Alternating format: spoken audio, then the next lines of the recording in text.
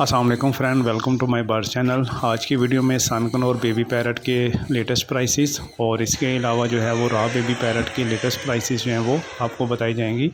Almost तकरीबन जो raw baby parrot है इसकी प्राइस 6000 से 8000 रुपया इस टाइम पे मार्केट में है। ऑलमोस्ट तकरीबन ये प्राइसेस डाउन हो चुकी हैं। इसके अलावा सनकन और एक बेबी की जो पैरट की कीमत है वो है तकरीबन 10,000 रुपया। तो आपको ये मार्केट में इजीली अवेलेबल मिल जाते हैं। इसके अलावा जो रॉ बेबी पैरट्स हैं, जब भी आप इनको परचेज़ करें तो इनके जो हैं वो नेल, टेल और फ्लाइंग फीदर जो हैं वो लाजमी चेक करें। इसके अलावा आपने जो बेबी पैरट्स की हिफाजत और इनको किस तरीके से फ़ीड करवाना है तो मेरे चैनल में डिस्क्रिप्शन में भी मैंने लिंक दे दिया है और मेरे चैनल पे इसकी वीडियोस पड़ी हैं, लाजमी देखिएगा।